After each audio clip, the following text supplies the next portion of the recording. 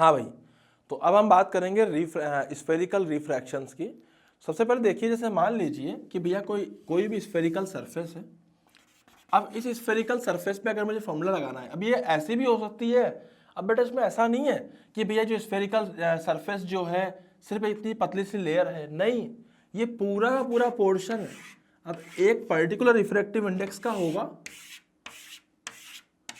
और ये लेफ्ट वाला पोर्शन एक पर्टिकुलर रिफ्रैक्टिव इंडेक्स का होगा।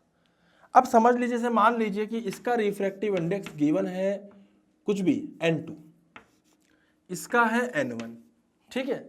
यहां पे रखा हुआ है भैया ऑब्जेक्ट, ऐसे रह जाएगी। इस सरफेस का यहां पे कहीं पर सेंटर ऑफ कर्वेचर होगा और जो लाइट रे आफ्टर रिफ्रैक्शन जाएगी वो मैं ऐसा बोल सकता हूं, जैसे मान लीजिए कि this angle is angle of refraction, this is angle of incidence. अबे सही है ना। तो जहां पे ये मीट करेगी वहां हो जाएगा, अगर सामने वाली लाइन को, वहां बन जाएगी इमेज। तो बेटा इस बार जो इमेज बन रही है, इस बार ध्यान रखना, इमेज जो बन रही है वो राइट हैंड साइड पे बन रही है। तो ये जो इमेज है वो रियल इमेज है, जबकि मिरर के केस में जो राइट हैंड साइड में इमेज बना करती थी वो रियल नहीं हुआ करती थी। आई मेरी बात समझ में, वो इमेजनरी इमेज हुआ करती थी, बट यहाँ पे रियल इमेज बनेगी। अरे सही है ना, वर्चुअल इमेज बना करती थी वहां पे, मतलब। तो यहाँ पे रियल क्यों बन रही, क्योंकि यहाँ पे आफ्टर रिफ्रैक्शन लाइट सच में इधर जाएगी राइट में। वहां पे लाइट जो थी वो राइट में नहीं जा सकती थी, मतलब अगर मैं ऐसा इस केस की बात करूँ तो बेटा यहाँ पे करना क्या होता है, सीधा सीधा मैं फॉर्मूला बताऊंगा आपको, बहुत इंपॉर्टेंट फॉर्मूला, बस आपको याद रखना है। फॉर्मूला क्या है, n2/v माइनस n1/u बराबर n2 माइनस n1/r। ये फॉर्मूला जैसे मेरे को याद है वैसे आपको भी याद होना चाहिए। तो इसमें लिख देना, use all the values with sign convention, with sign. आपको साइन के साथ ही यूज करनी है सारी की सारी वैल्यूज को। Getting my point. तो बेटा फटाफट से फॉर्मूला नोट डाउन कर लीजिए, उसके बाद फिर हम लोग इसके ऊपर बहुत सारे सवाल करते हैं। तो जल्दी से इसको नोट डाउन कर लीजिए फटाफट से।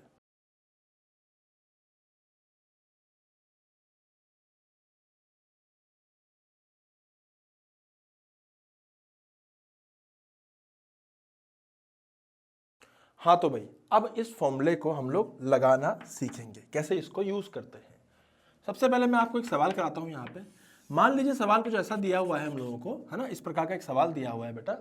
तो इस सवाल में जैसे मान लीजिए ऑब्जेक्ट यहाँ पे रखा है विच इज एट 30 सेंटीमीटर, जो n है वो 1.5 दे रखा है, इधर का n दे रखा है 1। तो बेसिकली जिसमें रे जाती है वो n2 होता है, जिससे रे आती है वो n1 होता है। तो हम लोग क्या कहेंगे कि जो सेंटर ऑफ कर्वेचर है वो समथिंग यहाँ ही कहीं पर होगा और ऑब्जेक्ट जो है वो ऐसे रखा होगा, ऐसे तो ऑब्जेक्ट से रे निकलेगी। अब भाई जिधर रे जा रही है यूजफुल रे, क्या उधर ही हम लोग पॉजिटिव मानेंगे? अरे सही है ना। तो भैया यहाँ से कहीं से निकलो क्या, आप सबसे पहले क्या करना है, रे डायग्राम बनाने से पहले वो निकालो, साइन कन्वेंशन के साथ में वैल्यूज रखो। तो यू कितना हो जाएगा साहब, यू हो जाएगा -30 सेंटीमीटर। साहब रेडियस ऑफ कर्वेचर कितना दे रखा है 20 सेंटीमीटर, तो लिख दे साहब आर हो जाएगा। अब ये भी लेफ्ट में है क्योंकि पॉजिटिव तो उस तरफ जा रहा था, इसको ओरिजिन कंसीडर करने के बाद तो ये भी लेफ्ट में है, तो -20 सेंटीमीटर। सेम मिरर की तरह इसमें साइन कन्वेंशन लगाना है। आई मेरी बात समझ में। तो n2 कितना हो जाएगा साहब, n2 हो जाएगा 1.5 साहब, n1 हो जाएगा 1 साहब। अबे सही है ना। इमेज डिस्टेंस पूछी है तो पहले फॉर्मूला यूज करो, n2/v माइनस n1/u बराबर n2 माइनस n1/r। ठीक है, तो फटाफट वैल्यूज पुट करो यहाँ पे। n2 is 1.5 divided by v minus n1 is 1 divide by u is -30। अरे सही है ना। This equals to n2 minus n1, तो हो जाएगा 1.5 minus 1 divide by r is -20। अब सही है। तो तो बेटा इसको हम लोगों ने इस प्रकार से लिखा है। अब मैं इसको सोल्व करता हूँ आगे। आगे देखिए सोल्व करने पे कितना आएगा, ये हो जाएगा 1.5 divided by v minus minus plus, तो ये 1/30 प्लस में हो जाएगा, उधर चल जाएगा तो कितना बन जाएगा, उधर जाके बन जाएगा बेटा ये, पहले तो 1.5 में से 1 निकाल दीजिए तो 0.5 बचा, तो बेसिकली ये हो जाएगा 0.5 डिवाइड बाय -20, इधर आएगा -1/30। है बस सही है, पक्का ना। तो फिर से सॉल्व किया इसको, दोनों के दोनों माइनस में थे, दोनों के दोनों ऐड हो जाएंगे, इधर हो जाएगा बेटा रेशियो इन दोनों का 60। अरे सही है ना, इन दोनों का रेशियो कितना हो जाएगा, 60 हो जाएगा दोनों का रेशियो। तो इसको कितना आएगा ऊपर की तरफ, ऊपर आएगा 1.5 सॉरी माइनस, और यहां भी माइनस, इसका हो जाएगा 2। अरे सही है ना, ये कितना हो जाएगा, 20 को डिवाइड करो 60 से तो 3 आएगा, 3 multiply by 0.5 is 1.5, 30 divide by 62 ऊपर ले जाओ इसको, फिर से 1.5 डिवाइड बाय v, बेटा सॉल्व करने पे जो v की वैल्यू आएगी वो आएगी 1.5 इंटू 60 डिवाइडेड बाय -3.5। ठीक है, हाँ मैथमेटिकली कैलकुलेशन बहुत गंदी जाती है इनकी, पर क्या करें, निकालना तो पड़ेगा। तो v कितना आ रहा है यहाँ से, v आ रहा है माइनस में, और सोल्व करने पे ये कट जाएगा, कितना हो जाएगा बेटा 3 से 5 से कैंसिल आउट कर दीजिए इसको, तो 3 7, 3 into 6 180, this is actually 180/7 centimetre. ठीक है, तो एक बार क्रॉस चेक कर लीजिएगा, यहाँ पे क्या आ रहा है, -1/30 आ रहा है, बिल्कुल सही है। 1.5 - 1 अपॉन -20 हमने कर दिया है यहाँ पे। बेटा सोल्व करने पे जो 0.5 है, 1.5 - 1 तो 0.5 डिवाइड बाई -20 माइनस ऑफ, ये चल जाएगा इधर, तो -1/30 बन जाएगा। अब सही है ना, सोल्व किया तो इसका एलसीएम ले लिया हमने, दोनों का 60 आ गया है, और इसको करने पे मल्टीप्लाई करने में -1.3 आ गया है, 1.5 सॉरी, इसको करने पे यहाँ पे आ गया है 2, तो -1.5 और 2 कितना होता है 3.5, तो v की वैल्यू जाएगी 1.5 multiply by 60 divide by -3.5, and after solving this what we will get, इसको 5 से कैंसिल आउट कर दीजिए, ऊपर 3 रहेगा, नीचे 7 रहेगा, 3 into 60 is 160 divide by 7। Getting my point. तो बेटा मैथमेटिकली बहुत गंदा सा आया है, लेकिन सोल्व ये ऐसे ही होते हैं। तो आप फटाफट से इनको नोट डाउन कीजिए, उसके बाद फिर हम लोग आगे बढ़ेंगे। जल्दी से इसको नोट डाउन कर लीजिए, मैं आपको एक और सवाल कराऊंगा, इसी के ऊपर आप करोगे उसको।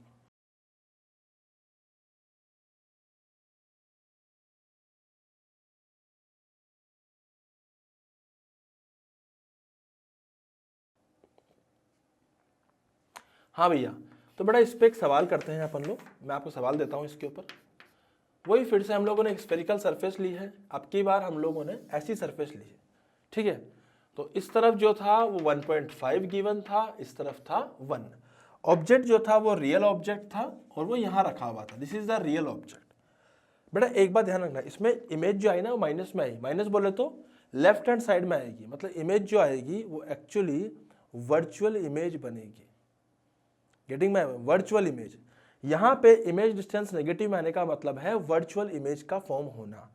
गेटिंग माय पॉइंट, तो यहाँ पे वर्चुअल इमेज बनेगी। अब देखना ऑब्जेक्ट जो है वो 30 सेंटीमीटर पे रखा है, रेडियस ऑफ कर्वेचर 10 दे रखा है, पूछा गया है फॉर्मूला इस्तेमाल करके v निकाल लिया। तो बेटा सबसे पहले तो n2 हो जाएगा 1.5, अब सही है ना। इसी प्रकार से n1 हो जाएगा 1, सही है कि नहीं है। इसी प्रकार से रेडियस ऑफ कर्वेचर हो जाएगा 10 सेंटीमीटर, अब सही है। और इसी प्रकार से यहाँ पर ऑब्जेक्ट डिस्टेंस हो जाएगी -30 सेंटीमीटर। ठीक है, ऑब्जेक्ट डिस्टेंस -30 सेंटीमीटर, क्योंकि फिर से हम जानते हैं कि जो साइन कन्वेंशन के अकॉर्डिंग प्लस इधर ही जाएगा, तो रेडियस ऑफ कर्वेचर जो आएगा वो प्लस में आएगा, क्योंकि वो इस तरफ है।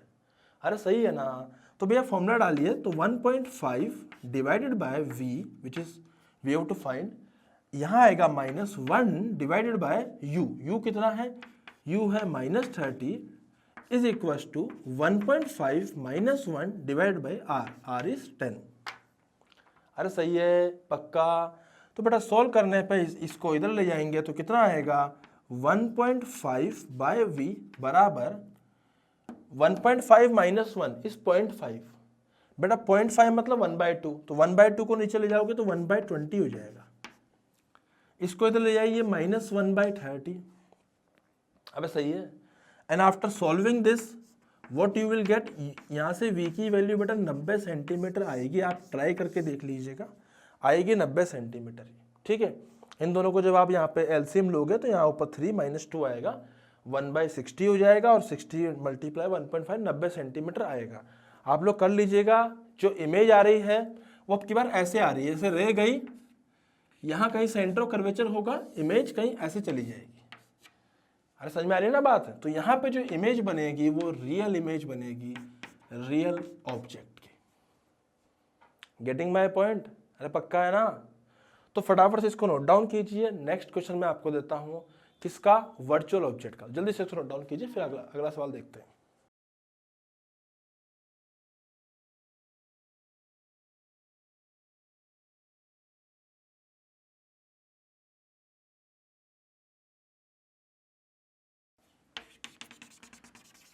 हाँ जी, तो बेटा सवाल देखिए, इसका कर्वेचर किस प्रकार से होगा। एक मिनट, हाँ ऐसा कर्वेचर अपन ले लेते हैं इसके अंदर। तो r बराबर मैंने ले लिया है 20 सेंटीमीटर।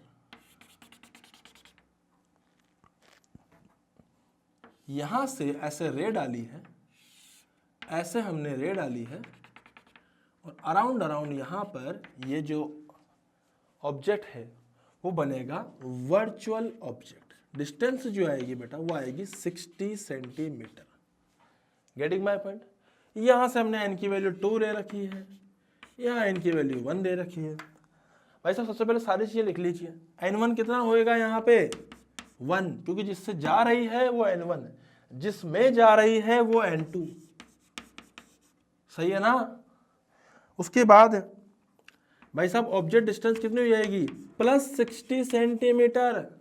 अबे है तो अंदर है ना, रे के डायरेक्शन में ये ना ऑब्जेक्ट है, तो +60 सेंटीमीटर। और साथ में radius of curvature is -20। Sir minus क्यों हुआ? क्योंकि इस तरफ हुआ। समझ में आ रही है बात? तो इसको हम लोग क्या लिखेंगे, n2/v minus n1/u, n2 minus n1/r। तो फॉर्मूला में पुट करा हम लोगों ने। n2 की वैल्यू कितनी आएगी, 2 / v निकालना है, माइनस n1 की वैल्यू 1, u की वैल्यू 60 आएगी अब की बार। अब सही है ना? सोल्व करो, 2 - 1 /r -20। ठीक है, इसको उठा के उधर ले जाओ, तो सोल्व करने पे ये आएगा 2/v बराबर 1/-20 + 1/60। ठीक है, तो इसको 1/20 को तुम 3/60 भी लिख सकते हो, 1/20 3/60। तो बेटा कितना हो जाएगा, बेसिकली ये हो जाएगा -3/60 + 1/60। सही है ना? 1/60 और 3/60। तो सॉल्व करने पे कितना आएगा, ये -2/60। और after solving this you will get v बराबर -60 सेंटीमीटर। तो बेटा इस केस में जो v आया है वो माइनस में आया, मतलब रेज जो होंगी वो कुछ ऐसे चली जाएंगी। इनको बड़ी उम्मीद थी, बड़ी खुश थी कि चलो यहाँ जाके मिलेंगे, लेकिन देखा कि भैया सरफेस आ गई, तो अब इनका मिलन पॉसिबल नहीं है, दोनों दूर दूर जा रही है। तो दोनों को ऐसा बोला गया कि मान लो दोनों मिलती भी आ रही थी, तो जहाँ से माना है मिलती भी आ रही थी वहाँ पे क्या बनी, वर्चुअल इमेज। तो बेटा इसमें फिर से केस बन गया वर्चुअल ऑब्जेक्ट का वर्चुअल इमेज। तो इसके अंदर भी इस प्रकार के केस बनते हैं। तो फटाफट से इनको नोट डाउन कीजिए आप जल्दी से, और ये इसको ऐसे सोल्व किया गया है। जल्दी से नोट डाउन कीजिए बेटा फटाफट से इसको।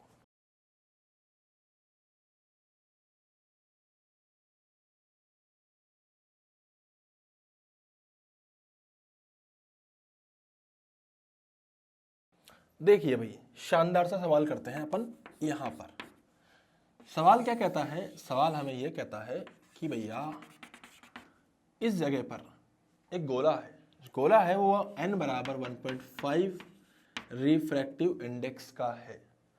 और एक और मजे की बात क्या है कि इसका जो रेडियस है वो है 10 सेंटीमीटर का। ठीक है, यहाँ एक ऑब्जेक्ट रखा हुआ है कि जो कि असली है, एकदम रियल है, कोई दिक्कत नहीं है। और 30 सेंटीमीटर की दूरी पे ये ऑब्जेक्ट रखा हुआ है।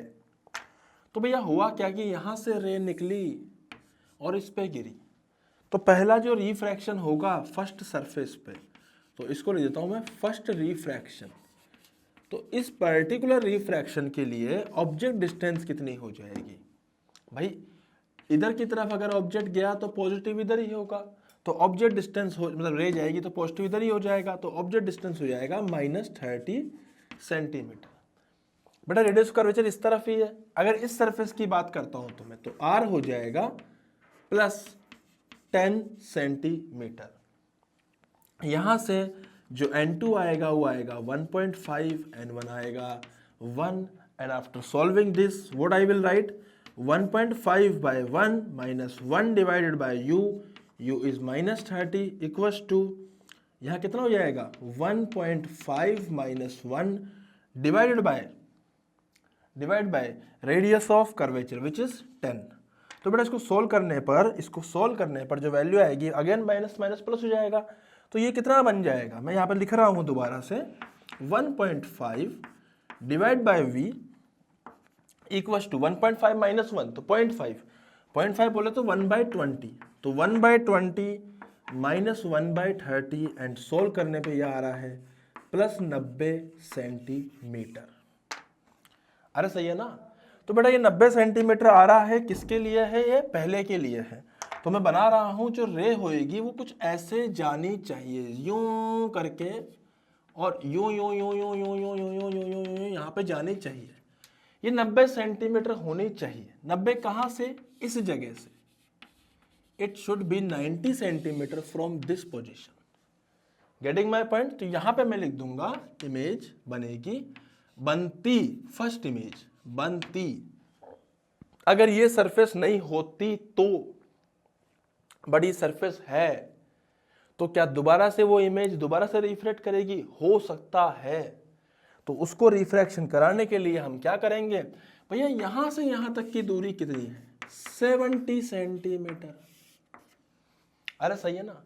तो इस सरफेस के लिए अगर मैं रिफ्रैक्शन लिखूंगा तो n2 कितना आएगा 1, n1 कितना आएगा 1.5। अब यहां पैरामीटर चेंज कर जाएंगे ना, अब रे इससे निकल के इसमें जा रही है, तो this is n2, this is n1। तो भैया मैं क्या लिखूंगा 1 डिवाइडेड बाय v, v क्या हो जाएगा जो इमेज फाइनली जहां बनी, minus n1 is 1.5 divided bye u, minus नहीं सॉरी हाँ माइनस ही आएगा, u हो जाएगा +70। सर +70 क्यों, क्योंकि ये जो इमेज बनती ये इस सरफेस के लिए वर्चुअल ऑब्जेक्ट का काम करेगी। तो भैया लिख दो यहाँ पे इसको ऐसे, आगे सॉल्व करने पे 1 minus 1.5 divided by R R R R R R कहाँ पर है, आर कहाँ पर है, आर है -10। अबे इस पर्टिकुलर केस के लिए तो अब देखो यहाँ पर है, इस सरफेस के लिए जो हमारा जो यहाँ पे साइन होगा वो इधर पॉजिटिव होगा, तो अगर इधर पॉजिटिव साइन होगा तो लेफ्ट साइड में नेगेटिव होगा, तो वो +10 हो जाएगा, सॉरी -10 हो जाएगा। Getting my point. तो सोल्व करने पर ये कितना आएगा 1/v, इधर ले जाओ इसको, तो 1 माइनस 1.5 इज कितना होता है 1 माइनस 1.5 सर 0.5 होता है, वो माइनस में आएगा, माइनस माइनस कट जाएंगे सर, हो जाएगा 1/20। इसको इधर ले जाओ बेटा, ये हो जाएगा 1.5 3/2, तो 3/140। सही है बेटा। इसको सोल्व किया हम लोगों ने तो कितना आएगा, दोनों का एलसीएम लिया 140, ऊपर आएगा 7, इधर आएगा 3, इधर आएगा v, and after solving this हमें पता पड़ेगा कि इसकी वैल्यू आ रही थी 14 सेंटीमीटर। तो इसका मतलब ये रे ऐसे डेविएट करेगी, and this is the final image. ये रियल में बनी, ये ऑब्जेक्ट था, ये सरफेस थी तो वहां बनती, पर सरफेस फिर से आ गई तो फिर यहां बनी, और जहां फाइनली बनी वही हमारी फाइनल इमेज है। This is the real image जो कि कहां बनी, यहां से 14 सेंटीमीटर इस सरफेस से। आई मेरी बात समझ में। यहां से वहां तक 90 सेंटीमीटर पे बनती, यहाँ से यहाँ तक 70 माना गया क्योंकि 20 पीछे रेडियस में चला गया डायमीटर में, और इमेज बनी 14 पर। This is the final image. Getting my point. तो बेटा सवाल था बहुत ही धांसू, जबरदस्त, जोरदार, जबरदस्त सवाल था। फटाफट से नोट डाउन कीजिए, फिर अपन आगे बढ़ते हैं। जल्दी से नोट डाउन कीजिए आप इसको, फिर अपन आगे बढ़ते हैं।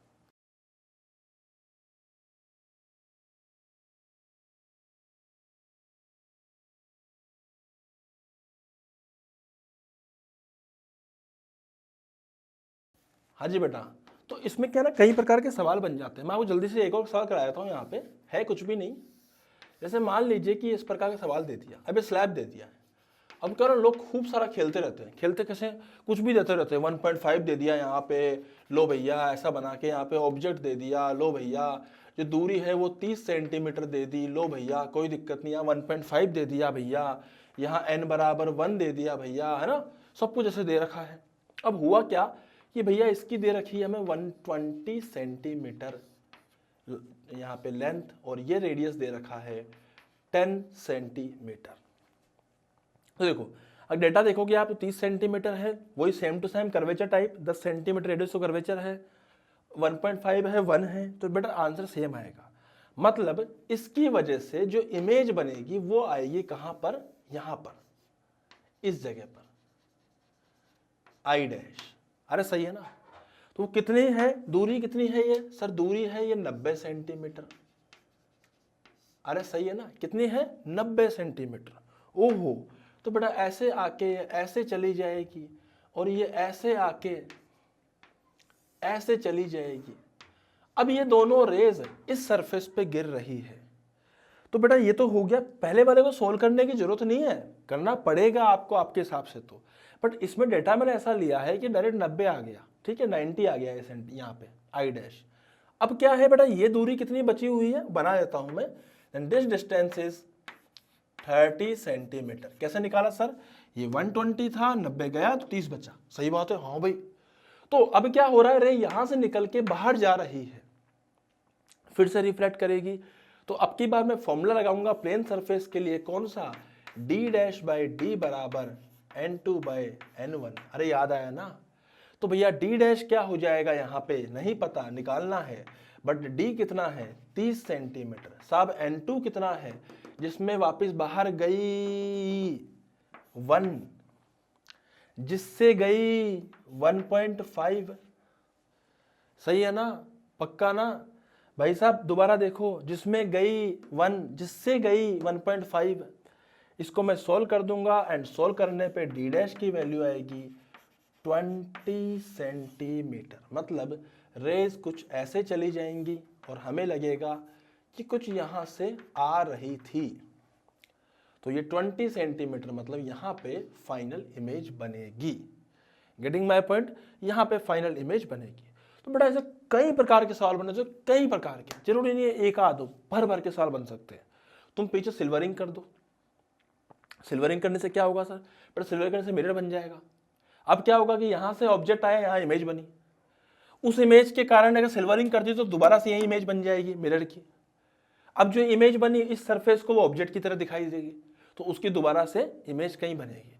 ऐसे खेलते रहो, जितना करना है उतना। आई मेरी बात समझ में। तो इससे कई प्रकार के इसके अंदर सवाल बनते हैं। तो बेटा इन दोनों सवालों को आप नोट डाउन कीजिए। सवालों में प्रैक्टिस शीट में आपको और दे दूंगा, लेकिन अभी अपन लोग चलने वाले हैं मैग्निफिकेशन की तरफ। तो आप फटाफट से इन दोनों को नोट डाउन कीजिए, उसके बाद अपन चलते हैं मैग्निफिकेशन की तरफ जल्दी से, ठीक है।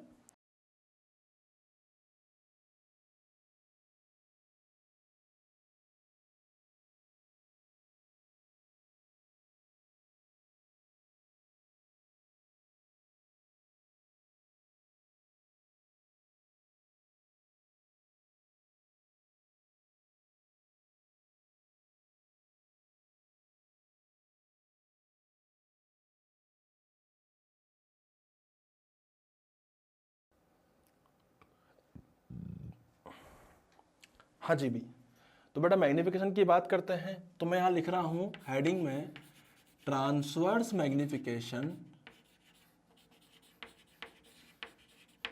Transverse magnification in case of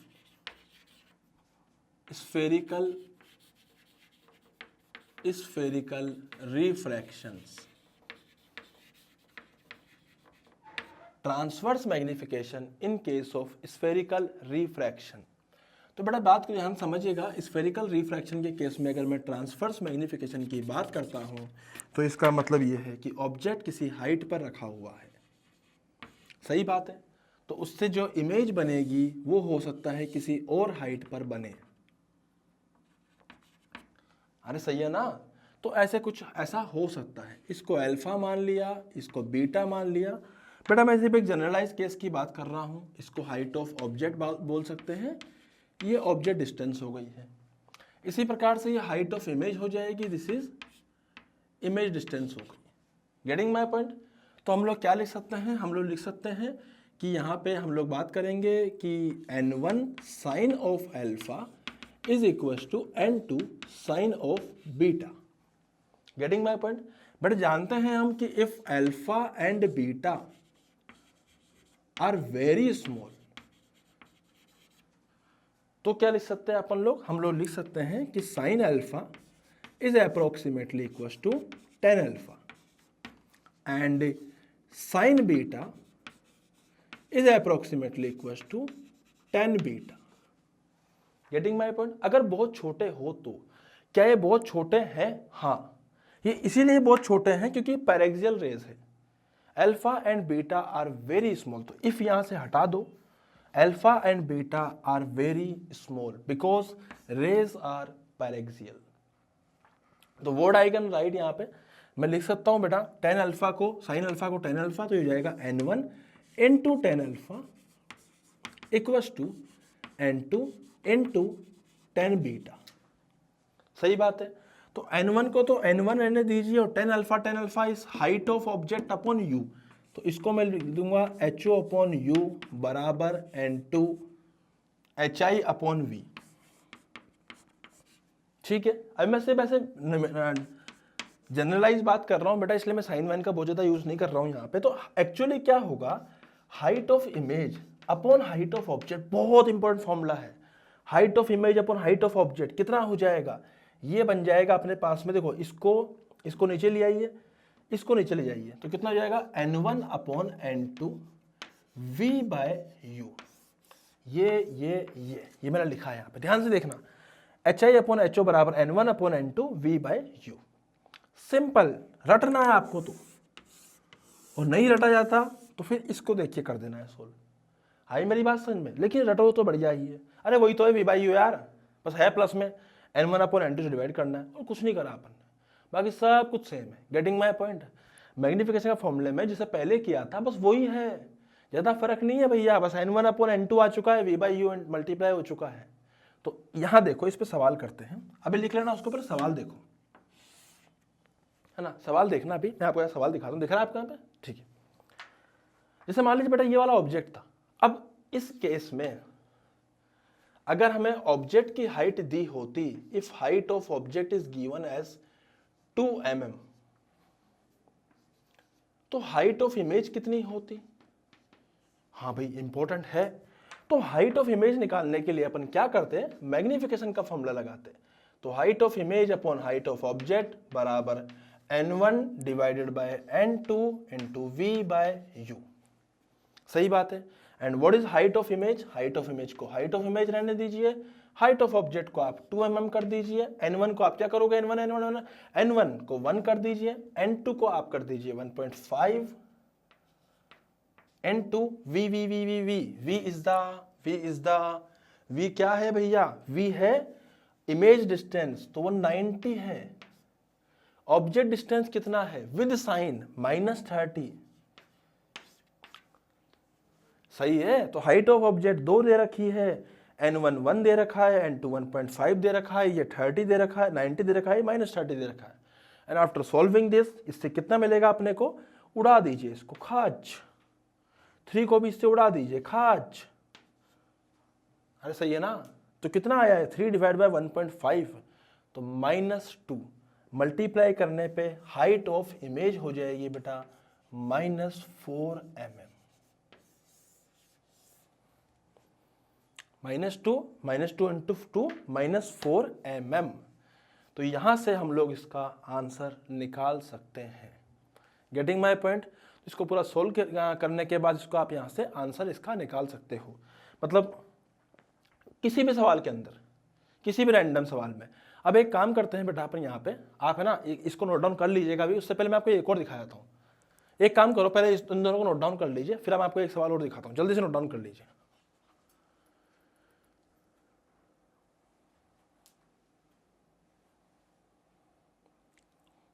हाँ जी, इधर देखिए बेटा। अब इस सवाल में देखो, इस सवाल में क्या हो रहा है। इस सवाल में अगर गिवन होता इस पर्टिकुलर केस के अंदर, if height of object is 2 mm, तो हम क्या इमेज की निकाल सकते थे? हाँ, हाइट ऑफ इमेज कितनी हो जाती है? ऑब्जेक्ट की 2 mm है, बराबर n1 n1 n1 n1 n1 is जिससे रे आ रही है 1.5, n2 ये जिसमें रे जा रही है, सही है ना? n1/n2 हो जाती, इंटू v कितना हो जाता है इस केस में? 14 सेंटीमीटर। u कितना हो जाता? 70 सेंटीमीटर। अबे सही है। तो कट करने पर ये हो जाता 5 टाइम्स, और इसको मैं सोल्व करता तो ये कितना आ जाता? 5 इंटू 1.5 इज 0.3। तो बेटा 0.3 multiply by this is 0.6 mm, ये आंसर हमारा आता। इस केस की बात कर रहा हूं मैं, पर्टिकुलर इस सेकंड वाले फ्रेम की, कि यहां पर अगर हाइट ऑफ ऑब्जेक्ट 2 mm होती तो मैं क्या लिख सकता हूं? Height of image upon height of object equals to n1 upon n2। इस पर्टिकुलर केस में n1 1.5 है, n2 1 है, और 14 क्या है? v, और ऑब्जेक्ट डिस्टेंस क्या है? 70। एंड आफ्टर सॉल्विंग दिस मुझे यहां से क्या मिलता? 5 को उड़ा दिया 3 से, 0.3 मल्टीप्लाई बाई 0.6, खत्म। Getting my point? तो इसको नोट डाउन कर लीजिए बेटा। आज का लेक्चर अपन यही समाप्त करते हैं, क्योंकि हमें अब समय अलाउ नहीं कर रहा है। तो नेक्स्ट लेक्चर में अपन और सारी चीज़ें पढ़ेंगे, और भी बहुत कुछ पढ़ने वाले हैं। लेंस हम लोग बहुत जल्दी पहुंचने वाले हैं, तो इसको आप नोट डाउन जल्दी से कर लीजिए। एक्चुअली हो क्या रहा है, जैसे मान लीजिए ये अपने सर क्वेश्चन लिया है, इसमें n2/v माइनस n1/u बराबर n2 माइनस n1/r। अगर मैं इसको डिफरेंशिएट कर देता हूं तो ये आता है n2/v square dv/dt minus n1/u square du/dt बराबर 0। Getting my point? बट इसको सॉल्व करने पे ये कितना आता है? dv/dt इज इक्वल्स टू, इसको इधर ले जाइए, माइनस लगा दीजिए, तो इधर जाके कितना बन जाएगा? ये n1/n2 एक टर्म, उसके बाद यहां जाने पर v square by u square दूसरा टर्म, और तीसरा टर्म क्या है? du/dt। ऐसे हमने इतना टर्म लिखा। इसमें क्या क्या करा मैंने? इसको इधर ले गया, n1/n2 कर दिया, v स्क्वायर ऊपर ले गया, माइनस लगा दिया। बहुत बढ़िया, शानदार, जबरदस्त। ये क्या हो गया सर? क्या है ये? अब भैया ये क्या लिखा हुआ है? Rate of change of image distance with respect to time, that is क्या होता है ये? ये होती है इमेज की रफ्तार with respect to surface is equal to minus of n1/n2 into v square by u square velocity of object with respect to surface। This is what ये हमें यहाँ पे गिवन है, मतलब गिवन क्या है ये हमने यहाँ पे निकाल ली है। तो इसको अब हम लोग इस प्रकार से सोल्व करेंगे। फॉर्मूला समझ में आ गया है बेटा? रटा नहीं जाएगा, मैं इसलिए रटने के लिए आपको रिकमेंड नहीं करूंगा। डिफरेंशिएट कर लीजिए, आप निकाल पाओगे आसानी से। डिफरेंशिएशन थोड़ा सा इजी रहता है, मतलब ऐसे बहुत ज़्यादा टफ नहीं पड़ता है, छोटा मोटा बेसिक डिफरेंशिएशन ही है। इसका तो 0 हो जाता है, इन दोनों को किया है, बाकी तो हमने रीअरेंज करा है। जैसे इस सवाल को देखते हैं अपन लोग। इसमें सरफेस मूव कर रहा है 2 mm पर सेकेंड से, ऑब्जेक्ट मूव कर रहा है इस तरफ 3 mm पर सेकेंड से, सही है ना? डिस्टेंस है इसकी 30 सेंटीमीटर। भाई साहब यहां पे अपने को जो r दे रखा है, अब एक काम करते हैं, हम इसको थोड़ा सा ऐसा बना लेते हैं। ऐसा बनाने से क्या फ़ायदा हो जाएगा सर? ऐसे बनाने से बेटा कुछ खास फ़ायदा नहीं होगा, बस मुझे बार बार सोल्व करने की ज़रूरत नहीं पड़ेगी। तो इसको ऐसा बना लिया है, सरफेस अब की बार ऐसी हो चुकी है। लो भैया, बहुत ही खतरनाक, पूरे हाथ गंदे हो गए, बढ़ाने के लिए बहुत मेहनत करनी पड़ती है, तो वो हम कर रहे हैं। तो हमने सरफेस ऐसे बना ली है। रेडियस ऑफ कर्वेचर 10 सेंटीमीटर हो जाएगा, ये 30 सेंटीमीटर। इससे क्या फ़ायदा हो जाएगा, इसको n की 1.5 मान लीजिए और ये n बराबर 1 मान लीजिए।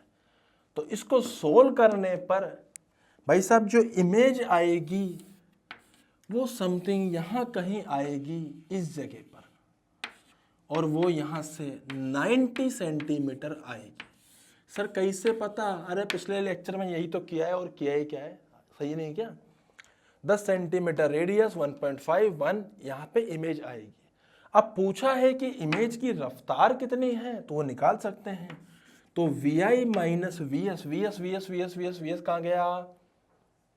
वीएस है इस सरफेस की रफ्तार, तो 2 mm पर second is equal to minus n1 is 1 divided by 1.5 into V by U का होल स्क्वायर। बेटा v कितना है 90, u कितना है -30, लेकिन मैं लिखूंगा कितना? मैं लिखूंगा 90 डिवाइडेड बाय -30 का होल स्क्वायर। सही बात है? अरे सही है ना? और मैं आगे क्या लिखूंगा? वेलोसिटी ऑफ ऑब्जेक्ट, ऑब्जेक्ट की रफ्तार कितनी है बेटा? 3 mm पर सेकेंड माइनस सरफेस की रफ्तार कितनी है? 2 mm पर सेकेंड। अरे सही है ना? पूरा सोल्व करने पर हमें क्या मिलेगा? हमें सोल्व करने पर इसमें मिलेगा, इसको उड़ा दीजिए तो ये 3 आएगा, 3 का स्क्वायर 9 होता है। अब सही है, 3 का स्क्वायर कितना होता है? 9 होता है। तो 9 डिवाइड बाय 1.5 कितना हो जाएगा? -6, क्योंकि माइनस भी लगा हुआ था, तो -6 में यहाँ पे लिख दूंगा। मल्टीप्लाई बाय 3 में से 2 गए तो 1, इधर आएगा vi -2, तो vi हो जाएगा बेटा -6 और +2, तो आंसर इज -4 mm पर second. This is the answer. ऐसे हम लोग सोल्व कर सकते हैं। तो तुम देख रहे होंगे ये सब बातें मिरर जैसी ही है, कुछ खास फर्क नहीं है। बस वहां पे VIM था, OM था, यहाँ IS है, OS है। उसके अलावा क्या था? वहाँ N1 N2 की बात ही नहीं थी, सीधा v²/u² था। यहाँ पे N1/N2 और लिखा हुआ है, बाकी माइनस वहाँ भी था, यहाँ भी। अबे सही है ना? यही तो था भैया मिरर के अंदर भी। तो इसीलिए मैं आपको कह रहा हूँ कि ये सब मिरर जैसी ही बातें हो रही है। Getting my point? समझ में आ रहा है आप लोगों को? तो हम लोग अब आगे बढ़ते हैं। तो बेटा इसको पूरे को नोट डाउन कर लीजिए। अब हम लोग पढ़ने वाले हैं थिन लेंस, तो फटाफट से नोट डाउन कर लीजिए। अब हम पढ़ेंगे थिन लेंस जल्दी से।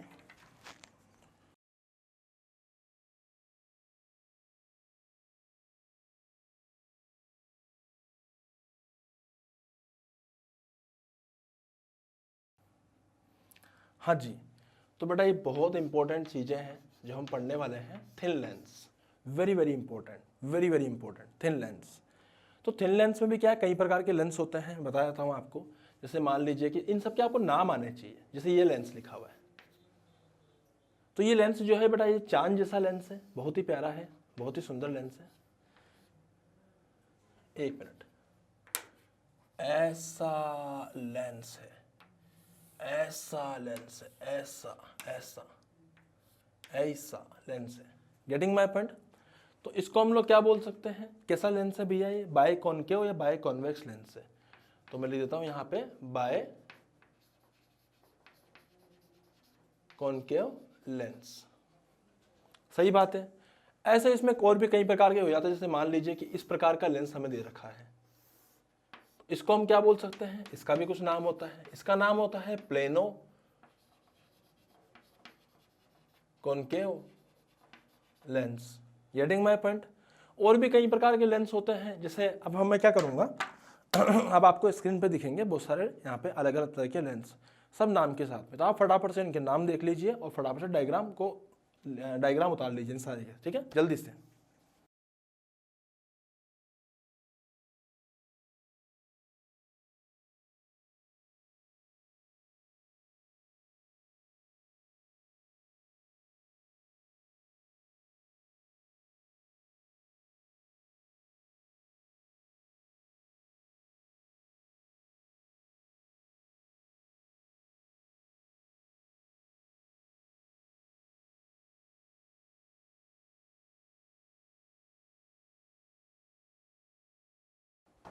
हाँ जी, तो बेटा अब हम जो पढ़ने वाले हैं वो बड़ा इंपॉर्टेंट है, उसको बोलते हैं lens makers formula.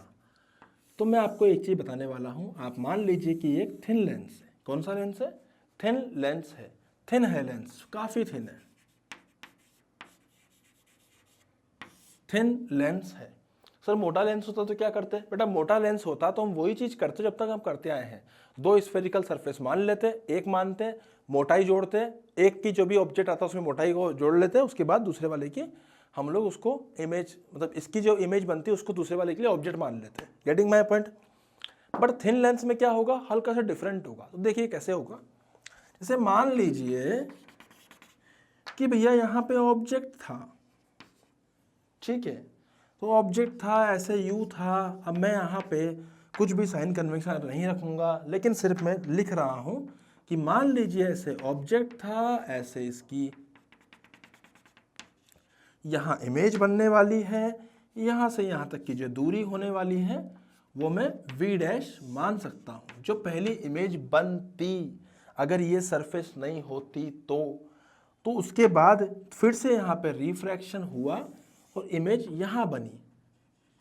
This is the actual image formed and this distance is v from here. अब इसकी मोटाई कितनी है लेंस की, वो मैं यहाँ पे बना देता हूँ। दिस मोटाई is t, thickness of the lens is small t।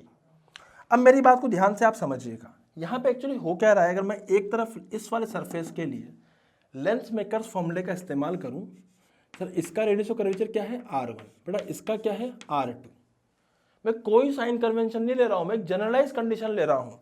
तो लेंस मेकर्स फॉर्मूला क्या कहलाएगा? इसका n मान लीजिए, इसका एयर मान लीजिए, स्फेरिकल वाला मैं फॉर्मूला यहाँ पे लगाऊंगा तो कितना आएगा?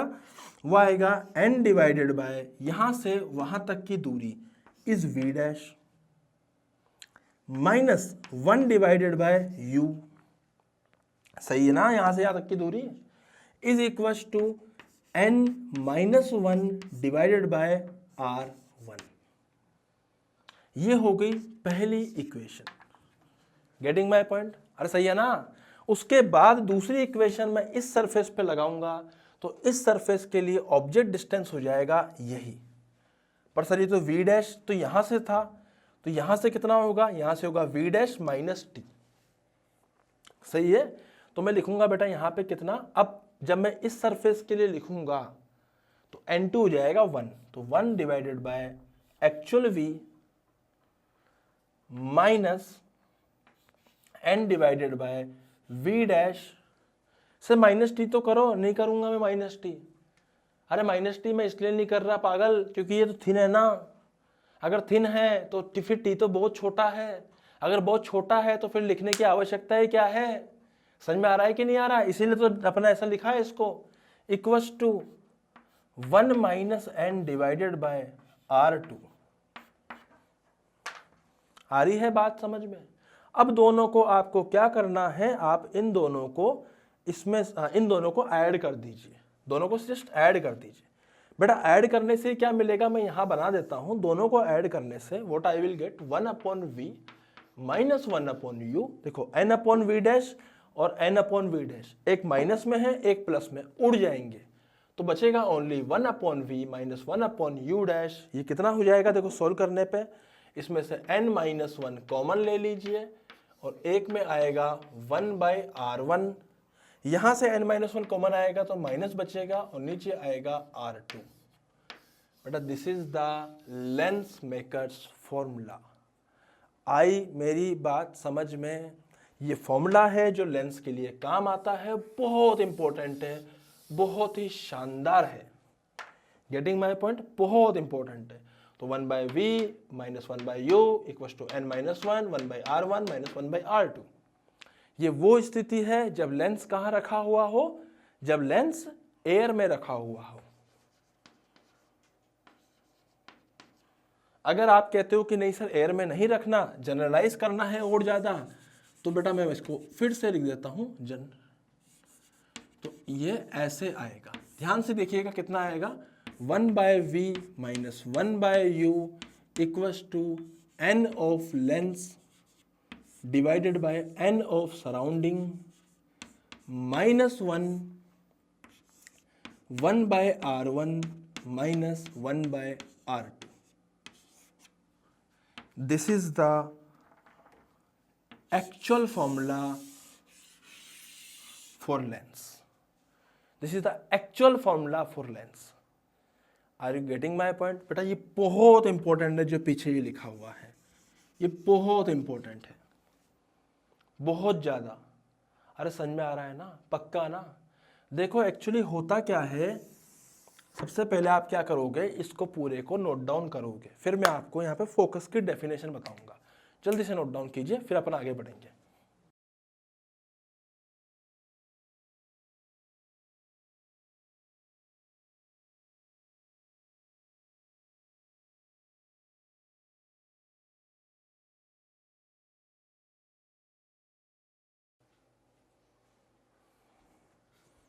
हाँ जी, तो बेटा यहाँ पे एक चीज़ का ध्यान रखना है, मैं आपको बताता हूँ। जैसे मान लीजिए फोकस की डेफिनेशन की बात करते हैं, तो एक काम करो, सबसे पहले तो आप एक काम करिए, आपको जो स्क्रीन पर दिखाई देगा उसको आप नोट डाउन कीजिए जल्दी से, फटाफट से।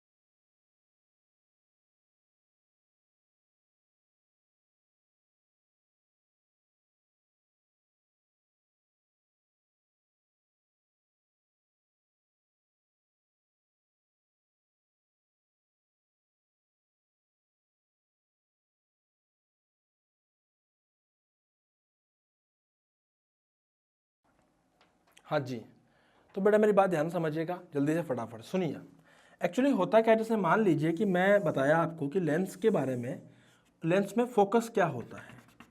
तो हमने मिरर में बात करी थी कि अगर रेस पैरेलल हो एंड पैरेक्सियल हो, पैरेलल किसके, खुद के भी और प्रिंसिपल एक्सिस के भी, तो वो आफ्टर रिफ्रैक्शन जहां से पास करेगी, अगर पैरेलल हो और पैरेक्सियल भी हो, तो जहां से पास करेगी या जहां से पास करती हुई प्रतीत होगी, वही क्या कहलाएगा, फोकस कहलाएगा।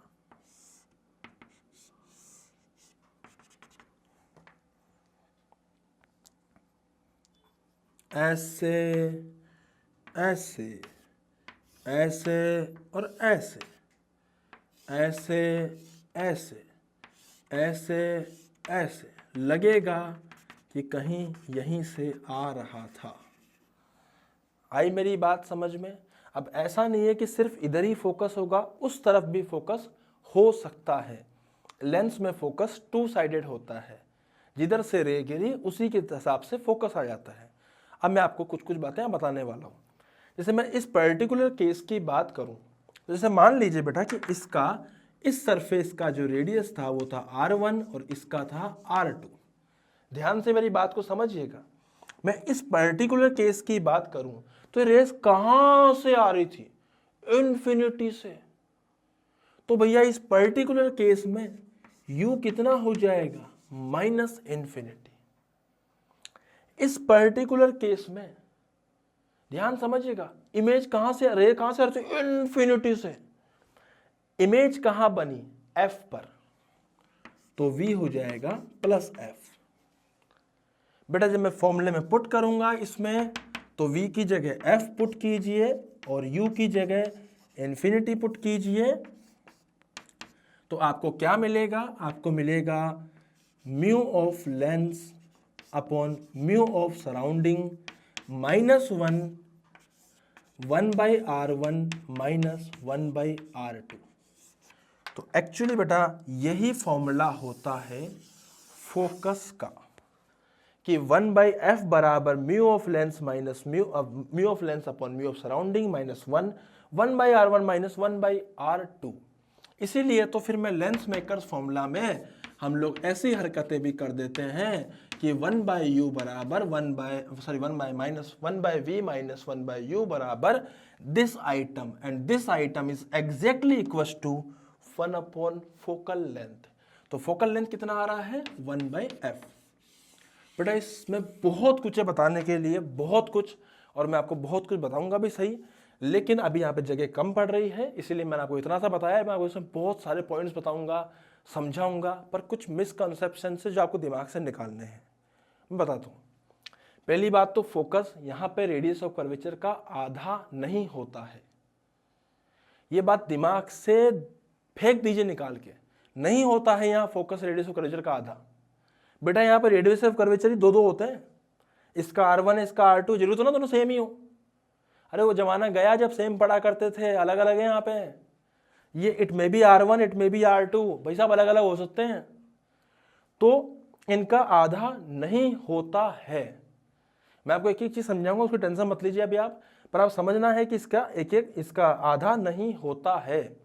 दूसरी बात क्या है कि जो फोकस है वो लेंस पर और सराउंडिंग दोनों के रिफ्रैक्टिव इंडेक्स पर डिपेंड करता है। ये फोकस की लेंस की फोकस या लेंस की फोकल लेंथ है।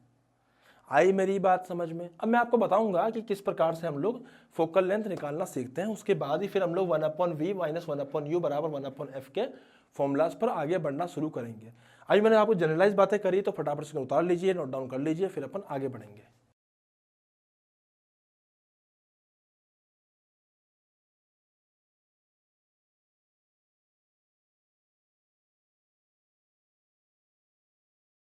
हाँ जी, तो देखिए, जैसे मान लीजिए कि मैंने एक यहाँ पे एक लेंस लिया, बहुत सारे लेंस की मैं आपको फोकल लेंथ निकालना सिखाऊंगा। बट फोकल लेंथ निकालना सीखना लेंस में अपने आप में कला है। सर कैसे बात कर रहे हो? कला है। कला इसलिए है कि इसकी फोकल लेंथ निकालना सीख गए तो आपके अधिकतर क्वेश्चंस जो है इसके सॉल्व हो जाएंगे। इवन कटिंग ऑफ मिरर से लेकर कटिंग ऑफ लेंस से लेके कटिंग ऑफ चाहे उसको वर्टिकल काटे चाहे हॉरिजॉन्टल काटे, अभी क्योंकि करने वाले हैं ना, पर वहाँ आने वाले हैं धीरे धीरे। तो कटिंग से लेकर किसी भी प्रकार की अगर अपन क्वेश्चन करेंगे उसमें फोकल लेंथ निकालना बहुत ज़्यादा अनिवार्य है, इसीलिए ये बहुत ही इंपॉर्टेंट पार्ट है। अब मैंने R को ले लिया है, R1 बराबर R ले लिया मैंने 40 सेंटीमीटर और ये ले लिया है मैंने 20 सेंटीमीटर। Getting my point? तो अब मैं क्या करने वाला हूं यहाँ पे, मैं यहाँ पे रेस पुट करूंगा ऐसे,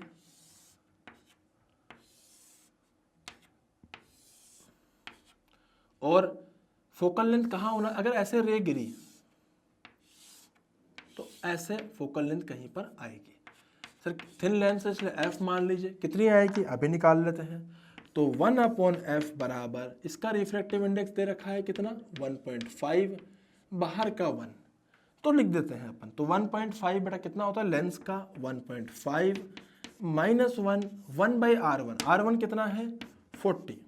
r1 वो है जिस पर रे पहले गिरी, जिस पर पहले गिरेगी वो r1 होगा। बेटा लिख लो इस बात को, r1 वो होता है जिस पर रे पहले गिरी, R2 वो होता है जिस पे बाद में गिरी। According to sign convention R1 positive होगा और R2 हो जाएगा नेगेटिव। सॉल्व करने पे कितना आएगा भाई साहब, ये हो जाएगा 0.5 और ये कितना आएगा 1/40 प्लस 1/20, तो ये जाएगा 1/40 प्लस 2/40, तो मिला के हो जाएगा 3/40। तो बेटा यहाँ से फोकल लेंथ की वैल्यू जितनी आएगी वो कितनी आएगी, 80/3 सेंटीमीटर। मतलब यहाँ पे जो फोकल लेंथ है वो पॉजिटिव आई। पॉजिटिव फोकल लेंथ का एक्चुअली मतलब होगा कि ये जो लेंस होगा वो कन्वर्जिंग होगा, converging lens because of positive focal length. अगर फोकल लेंथ पॉजिटिव आती है तो कन्वर्जिंग होगा। अब बच्चे यहाँ पे एक शक करते हैं, शक ये करते हैं सर आपने इधर गिरा दी, अगर मान लीजिए लेंस तो भैया वही है, अगर मान लीजिए सर हम रे इधर गिराएंगे इस वाली सरफेस पे, देखो 20 है, हम इस पे गिराएंगे रे, मैं कोई बात नहीं तो इधर गिरा ले भाई, क्या बिगड़ता है, अपना क्या बिगड़ रहा है।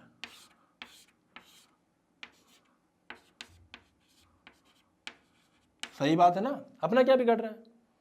तो इस केस में कितना फोकल लेंथ हो जाएगी, तो 1/f बराबर 1.5 माइनस 1 डिवाइडेड ब्रैकेट में कितना आएगा R1, अब की बार R1 हो जाएगा 20 और R1 पॉजिटिव होगा तो ये जाएगा 1/20 माइनस ऑफ, अब की बार 40 हो जाएगा नेगेटिव, तो माइनस ऑफ -40।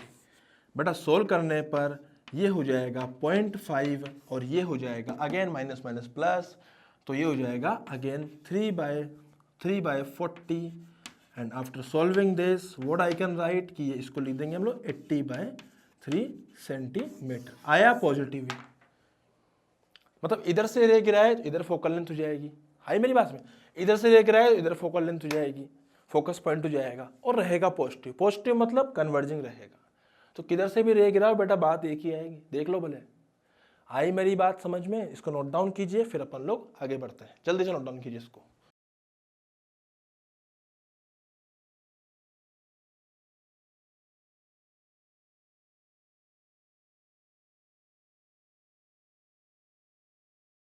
हाँ भाई, तो अब अभी मैंने आपको क्या समझाया बेटा, मैंने आपको सिर्फ चीजें बताई कि जो 1/v माइनस 1/u जो होता है 1/f के बराबर होता है। This is the lens formula. अब बेटा जो f है उसको निकालने का भी एक अलग तरीका है। 1/f की जो वैल्यू होती है वो बेसिकली होती है mu of lens upon mu of surrounding minus 1/r1 minus 1/r2। बेटा इस फॉर्मूले को कैसे यूज करते हैं और इससे फोकल लेंथ कैसे निकालते हैं वो मैं आपको करा दूंगा, लेकिन बाद में। अभी सबसे पहले मैं आपको क्या सिखाऊंगा, सबसे पहले मैं आपको सिखाऊंगा कि हम लोग मिरर्स के अंदर जैसे इस फॉर्मूले का यूज करते थे, वहां पे ये प्लस में आया करता था, तो यहां पर भी हम लोग इस फॉर्मूले का इस्तेमाल करेंगे और यहाँ पे ये जो u है 1/v और 1/u के बीच में नेगेटिव साइन यहाँ पे आ रहा है, वहां पे प्लस में आया करता था। सबसे पहले अपन इस फॉर्मूले का इस्तेमाल करना सीखते हैं ताकि हमें ये क्लियर हो जाए कि लेंस और मिरर में कितनी सारी सिमिलरिटीज हैं। उसके बाद फिर मैं आपको हर लेंस के अंदर फोकल लेंथ गिवन दूंगा पहले से ही, तो आपको समझ में आ जाएगा कि हाँ भाई फोकल लेंथ तो ऑलरेडी गिवन है। तो बेटा मेरी बात ध्यान समझना, कन्वर्जिंग लेंस है, मान लीजिए कन्वर्जिंग लेंस हमें गिवन है, तो कन्वर्जिंग लेंस का जो फोकल लेंथ है वो पॉजिटिव आता है, ये बात याद रखना। कन्वर्जिंग लेंस का फोकल लेंथ क्या आता है, पॉजिटिव आता है। सिमिलरली अगर मैं बात करूं डाइवर्जिंग लेंस की, तो डाइवर्जिंग लेंस का जो फोकल लेंथ है वो आता है नेगेटिव। कितना आता है, नेगेटिव आता है। तो कन्वर्जिंग लेंस का जो फोकल लेंथ है वो अपने पास में पॉजिटिव आता है और डाइवर्जिंग लेंस का जो फोकल लेंथ है वो हमारे पास में नेगेटिव आता है। गेटिंग माय पॉइंट, वो कितना आता है, नेगेटिव आता है डाइवर्जिंग लेंस का फोकल लेंथ। अब बात क्या है कि भैया ये तो हमें समझ में आ गया। अब जैसे कई प्रकार के क्वेश्चंस गिवन होते हैं, जैसे मान लीजिए, अब मैं आपको एक सिंपल चीज समझाता हूँ बेटा। पहले यहाँ पे कन्वर्जिंग लेंस का ये भी सिंबल होता है, हो सकता है आप कहीं देख लो, हालांकि मैं आगे ढंग से बना दूंगा डायग्राम वगैरह, अभी तो ऐसे बना दिया है, आगे जब मैं आपको फोकस के बारे में समझाऊंगा अच्छे से, है ना, फोकस निकालना सिखाऊंगा तब की बात है। बट अभी आप कुछ बातें सुनिए। जैसे मान लीजिए कि जैसे मैंने ऐसे लेंस ले लिया, अभी दिस इज कन्वर्जिंग लेंस। अब कन्वर्जिंग लेंस से फोकल लेंथ दे रखी है हमें 20 सेंटीमीटर, तो बेटा कन्वर्जिंग लेंस की फोकल लेंथ 20 लेनी है। अब इसमें क्या करा मैंने, इसके जस्ट आगे यहां पर रख दिया है जैसे ऑब्जेक्ट जो रखा है वो 30 सेंटीमीटर की दूरी पे रखा है। कितने पे रखा है, 30 सेंटीमीटर की दूरी पे रखा हुआ है। तो भाई साहब यहां से अगर मुझे v निकालना हो तो मैं v कैसे निकाल लूंगा, 1/v minus 1/u equal to 1/f। तो 1/v को हम लिख सकते हैं 1/f प्लस 1/u। तो सॉल्व करने पे बेटा ये आएगा अगेन वैसा ही उफ अपॉन u प्लस f। पिछली बार नीचे u माइनस एफ था, अब की बार ऊपर क्या आ रहा है नीचे की तरफ, सॉरी नीचे क्या आ रहा है u प्लस एफ। तो पिछली बार नीचे था u माइनस एफ, अब की बार है u plus F. Getting my point.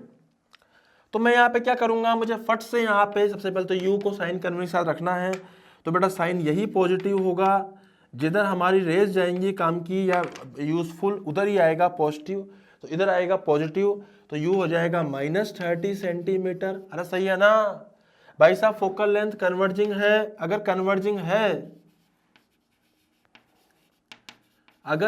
Converging है, सिंबल बनाया है मैंने, ऐसे घबरा मत इसको देख के, ये कॉन्वेक्स लेंस जैसा ही है। अगर कन्वर्जिंग है तो फोकल लेंथ आएगी +20 सेंटीमीटर। तो भैया यहां से v की वैल्यू आ जाएगी u into F upon u plus F. भाई साहब u कितना है, -30, f कितना है, +20, नीचे u कितना है, -30, f कितना है, +20। Getting my point. तो ये आएगा -600 डिवाइडेड बाय -10 माइनस से माइनस कट जाएगा, 60 सेंटीमीटर आएगा, simple answer. Getting my point. तो यहां से हम लोगों ने v की वैल्यू निकाल ली है प्लस 60 सेंटीमीटर। मतलब यहाँ पे जो इमेज आएगी वो समथिंग यहाँ पे कहीं पर आएगी 60 सेंटीमीटर। मतलब इमेज जो बनेगी वो इस तरफ बनेगी और रियल बनेगी। सो मिरर के केस में तो इस तरफ वर्चुअल होती थी, तो बेटा मिरर में होती थी ना। लेंस में तो लाइट रिफ्लेक्ट करेगी, उधर ही जाएगी ना, सही है कि नहीं है। जैसे मैं एक सिंपल सी बात करूं तो मैं आपके सामने एक दो एग्जांपल और लेता हूं, ध्यान समझिएगा। जैसे मान लीजिए कि कोई लेंस है, कोई लेंस है, ऐसे दे रखा है हम लोगों को, और इस हमें गिवन है कि this is diverging lens, diverging, और इसकी फोकल लेंथ जो है वो दे रखी है 20 सेंटीमीटर। आई मेरी बात में, फोकल लेंथ रखी 20 सेंटीमीटर। तो भैया इसके सामने एक ऑब्जेक्ट रखा गया, और ये ऑब्जेक्ट, ये जो ऑब्जेक्ट था ये रखा गया कितने सेंटीमीटर पे, 60 सेंटीमीटर पर। डाइवर्जिंग लेंस से फोकल लेंथ 20 सेंटीमीटर दे रखी है। तो भैया फटाफट से साइन कन्वेंशन लगाइए। तो मैं कहता हूं आपको कि इस केस में अगर आप लाइट ऐसे जाएगी तो ये पॉजिटिव कहलाएगी यही साइड। तो भैया अगर यही साइड पॉजिटिव कहलाएगी तो जो u है वो हो जाएगा -60 सेंटीमीटर। फोकल लेंथ हो जाएगी 20, नहीं -20। अबे पॉजिटिव होता तब जब कन्वर्जिंग होता, अभी तो नेगेटिव होगा क्योंकि डाइवर्जिंग है। कौन सा है, डाइवर्जिंग है। तो फोकल लेंथ -20, तो v हो जाएगा uf upon u plus f। तो हो जाएगा -60 -20 -60 वाह वाह क्या बात है। सोल्व करने पे आएगा ऊपर 1200, नीचे आएगा -80। उड़ा दीजिए तो कितना बचेगा, 4 से उड़ा दीजिए 30 बार, 2 बार। बेटा सोल्व करने पर कितना आएगा, -15 सेंटीमीटर। तो जो v आया है वो -15 सेंटीमीटर आया है। सर -15 के हिसाब से तो कैसे बनेगा ऐसा डायग्राम, बेटा ऐसा बनेगा, समझना बात को। लाइट ऐसे गई और ऐसे गई, सॉरी उसको उल्टा बनाओ, ऐसे ऐसे गई। अब लाइट यहाँ पर रिफ्रैक्ट करती है तो लाइट ऐसे चली जाएंगी रिफ्रैक्ट करके। ओहो, तो लाइट से बोला गया कि मान लो कि तुम यहीं से मिलते हुए आ रहे थे, तो यहाँ पे इमेज बनी जो कि एक वर्चुअल इमेज थी। कौन सी इमेज थी, वर्चुअल। तो ये हो जाएगी हमारे पास में वर्चुअल इमेज। आई मेरी बात समझ में। तो बेटा इस केस में मैं आपको बता सकता हूं कि जो लेंस होता है, अगर उसमें ऑब्जेक्ट डिस्टेंस अगर मान लीजिए इफ u बराबर नेगेटिव देन वो रियल ऑब्जेक्ट, ठीक है। अगर u बराबर पॉजिटिव तो वो वर्चुअल ऑब्जेक्ट है, क्योंकि पॉजिटिव सामने की तरफ होगा तो वर्चुअल ऑब्जेक्ट हो जाएगा। अगर मैं बोलूं कि v बराबर पॉजिटिव तो फिर वो रियल इमेज है। यहां पर इमेज रियल तभी बन सकती है जब वो लेंस के दूसरे साइड पर हो। अगर वो पहले साइड पर होगी तो फिर वो वर्चुअल होगी, क्योंकि ये एक लेंस है जो कि रिफ्रैक्शन करता है, रिफ्लेक्शन नहीं करता है। अगर यहीं से रे निकली है तो रिफ्रैक्ट होकर सेकंड मीडियम में जाएगी। बेटा आई मेरी बात समझ में। जैसे इस वाले की अगर मैं बात करूं, इसका डायग्राम कुछ ऐसा बनेगा। इसका डायग्राम बनाते हैं कुछ अलग कलर से, इससे बनाते हैं। इसका डायग्राम बेसिकली कुछ ऐसा बनेगा, यूं करके जाएगी, यूं करके जाएगी और फिर वो ऐसे करके मीट कर जाएगी। तो यहां पे रियल में मीट करेंगी और यहां पे वर्चुअली मीट करती। तो इसीलिए इसमें v जो आएगा, अगर वो पॉजिटिव आया तो इमेज रियल होगी। अगर v जो आया, अगर वो नेगेटिव आया तो इमेज वर्चुअल होगी। अब सही है ना। फोकल लेंथ अगर पॉजिटिव आई तो हम कह सकते हैं कि ये क्या हो जाएगा बेटा, ये हो जाएगा हमारा ओहो कन्वर्जिंग। फोकल लेंथ अगर नेगेटिव आया तो हो जाएगा डाइवर्जिंग। अरे खेल समझ में आ रहा है ना। तो ये सारी की सारी बातें हैं, इसके अंदर हम लोग करते हैं। इसको फटाफट से नोट डाउन कीजिए, उसके बाद फिर हम लोग आगे बढ़ेंगे। जल्दी से नोट डाउन कीजिए इसको, जल्दी।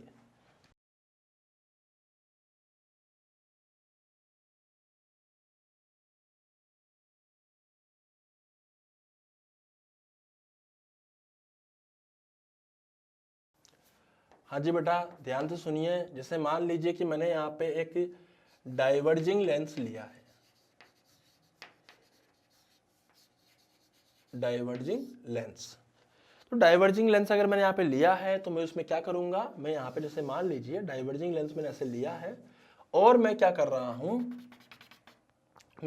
यहाँ पे एक ऑब्जेक्ट को ऐसे रखा है जो, सर ये तो वर्चुअल ऑब्जेक्ट हो गया। हाँ तो वर्चुअल ऑब्जेक्ट तो है, तो ये आके ऐसे मिलेगा, ये आके ऐसे मिलेगा। This is the virtual object जो यहाँ पे फॉर्म करेगा। 30 सेंटीमीटर पे वर्चुअल ऑब्जेक्ट यहाँ पे फॉर्म करेगा। तो भैया यहाँ पे इसका जो फोकल लेंथ है वो हमें दे रखी थी डाइवर्जिंग लेंस की, वो दे रखी थी मान लीजिए 20 सेंटीमीटर। कौन सा लेंस है? डाइवर्जिंग लेंस है। सर डाइवर्जिंग ऐसे तो ना होता है शेप में, सर ये क्या कर दिया आपने, ये तो कन्वर्जिंग है। हाय मेरी बात समझ में, बच्चे तो सोचेंगे ना कन्वर्जिंग है, तो बेटा ये भी डाइवर्जिंग हो सकता है। अगर आपको यकीन नहीं हो रहा तो मैं आपको नेक्स्ट क्लास के अंदर ये चीज प्रूव भी करके दिखाऊंगा कि डाइवर्जिंग हो सकता है। अभी तो जैसे भी शेप है आप मान लो बस डाइवर्जिंग है, फोकल लेंथ 20 सेंटीमीटर दे रखी है। तो अब हम क्या करेंगे, यहाँ पे हमें सोल्व करना है। सोल्व करना तो यू कितना हो जाएगा बेटा, यू हो जाएगा प्लस 30 सेंटीमीटर, एफ हो जाएगा डाइवर्जिंग है तो माइनस 20 सेंटीमीटर। अरे समझ में आ रहा है ना भाई साहब, v कितना हो जाएगा, उफ, divided by u plus F. u कितना है 30, f कितना है -20, ये 30 ये -20। अबे आया, अबे आया, पक्का आया। जब आया तो लिख दो -600 बाय 10 -60। वाह वाह क्या बात है। तो आंसर क्या आया, -60 सेंटीमीटर। मतलब इमेज अब ऐसे डाइवर्ज कर जाएंगे। अब डाइवर्जिंग है तो डाइवर्ज तो करवाएगा ये, तो जो रे हम ऐसा मानेंगे कि इधर वर्चुअल इमेज इसने फॉर्म करी। क्या करी इसने, वर्चुअल इमेज का इसने गठन किया है यहाँ पर। बहुत बढ़िया साहब, मजा आ गया साहब। अब समझ में आ रहा है ना भाई साहब, डाइवर्जिंग लेंस था तो फोकल लेंथ नेगेटिव लेना पड़ा तो मैंने नेगेटिव ले लिया। इस बात का विशेष तौर पे ध्यान रखिएगा, जरूरी नहीं है ऐसा दिखने वाला लेंस कन्वर्जिंग ही हो, वो डाइवर्जिंग भी हो सकता है। ये मैं आपको नेक्स्ट क्लास के अंदर जरूर समझाऊंगा, जब मैं आपको फोकस पढ़ा रहा हूँगा, जब मैं आपको फोकस की कैलकुलेशन पढ़ा रहा हूँगा। Getting my point. तो बेटा आप ध्यान दीजिए और आगे, ये तो हो गया डाइवर्जिंग लेंस की बात है ना। अब मैं आपको एक सवाल यहाँ पे और कराता हूँ, पहले आप इसको नोट डाउन कर लीजिए। आपने ये वाला नोट डाउन कर लिया था, इधर वाला, ठीक है, तो आप इसको नोट डाउन कर लीजिए।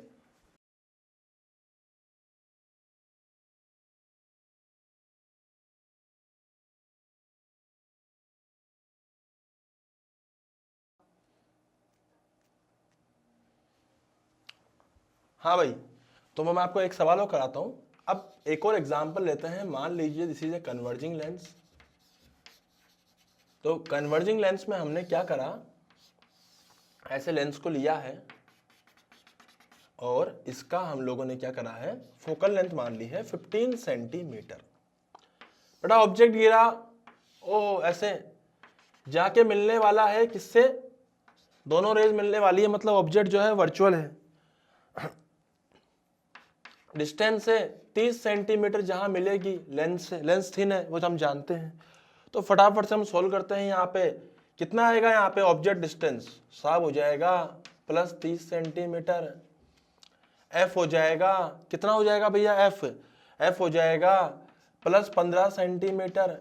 बेटा सही बात है ना, ऑब्जेक्ट डिस्टेंस भी प्लस हो जाएगा, फोकल लेंथ भी प्लस हो जाएगा। क्यों, क्योंकि कन्वर्जिंग है। सोल्व करने पे कितना आएगा सर, सोल्व करने पे जो v आएगा वो आएगा उफ upon u plus F. u कितना है 30, 15, 30 प्लस 15, 3 × 15 कितना हो गया 450। Plus 45, answer is 10 centimetre. तो बेसिकली होगा क्या कि रेज और ज्यादा कन्वर्ज कर जाएंगी और जल्दी ही मीट कर जाएंगी। हमें समझ में आ रहा है ना? तो ध्यान से देखो, this is virtual object, real image. इसको देखो बेटा, वर्चुअल ऑब्जेक्ट, वर्चुअल इमेज, है ना? अब इधर आइए, इसको देखो, दिस इज रियल ऑब्जेक्ट और इसकी जो इमेज बनी है वो बनी है वर्चुअल। सही बात है। अब इसको देखो, इसको कहा, इसको देखो, इसको, दिस इज रियल ऑब्जेक्ट और इमेज जो बनी है वो रियल बनी है।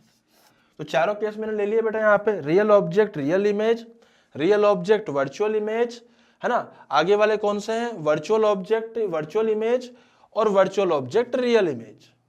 हमें समझ में आ रहा है? तो भैया ये हो जाएगा हमारे पास में यहाँ पे इसको सोल्व करने का तरीका। तो आप फटाफट से इसको सोल्व कीजिए, उसके बाद फिर अपन लोग आगे बढ़ते हैं। जल्दी से आप इसको सोल्व कीजिए।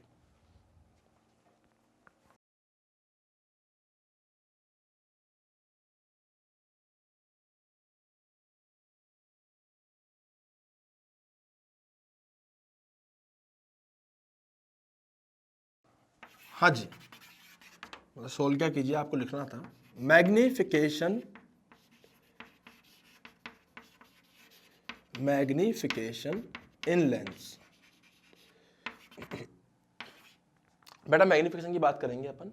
कौन सा मैग्निफिकेशन है? फिर से लॉन्गिट्यूडनल मैग्निफिकेशन की बात कर रहा हूं मैं, ट्रांसवर्स मैग्निफिकेशन जिसको हम बोलते हैं, ट्रांसवर्स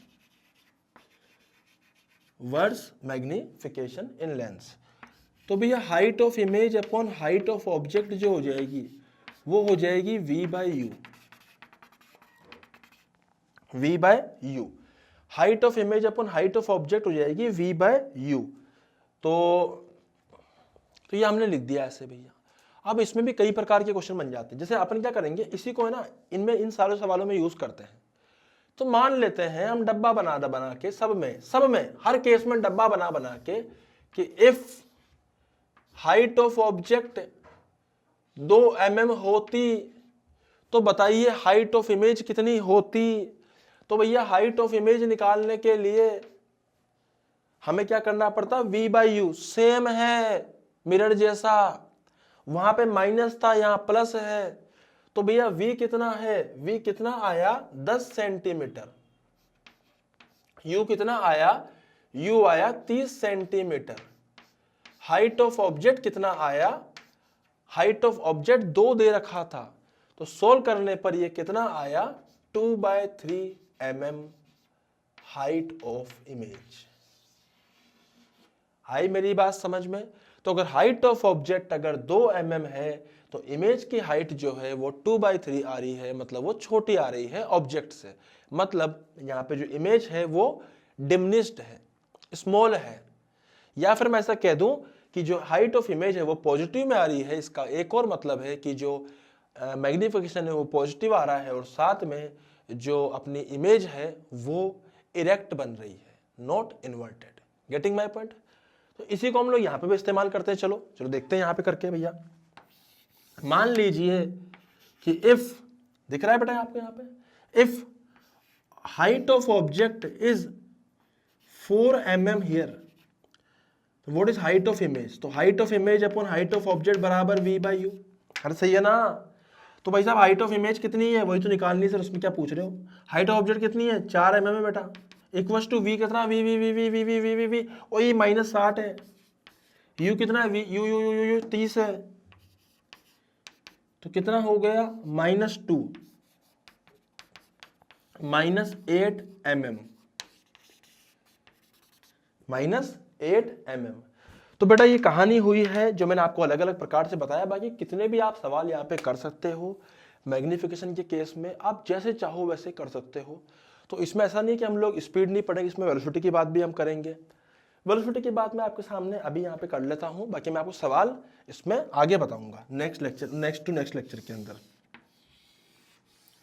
भाई मैं बता देता हूँ, अगर हम वेलोसिटीज की बात करते हैं, चलो एक काम करते हैं, वेलोसिटी की बात हम तभी करेंगे जब हम उसकी सवाल करेंगे। तो अभी हम मैग्निफिकेशन की बात करिए बेटा, यहाँ पे कई प्रकार से बन सकते हैं, कई प्रकार से। अब जैसे ये वाला बना है, -8 आया तो बड़ी आई पहली बात तो 4 से, है ना? और माइनस में आई मतलब उल्टी आई, मतलब इन्वर्टेड आई और bigger than the object I और इन्वर्टेड आई, रियल है कि वर्चुअल है वो यहां से पता लगेगा, तो वो वर्चुअल इमेज है। सही है, पक्का ना? तो बेटा आज का लेक्चर अपन लोग यहीं समाप्त करते हैं, मिलेंगे हम नए लेक्चर के अंदर। मैं आपको बता देता हूँ, नए लेक्चर के अंदर हम लोग पढ़ेंगे कैलकुलेशंस ऑफ, ये कैलकुलेशंस पढ़ेंगे और इस वेलोसिटीज की बातें करेंगे।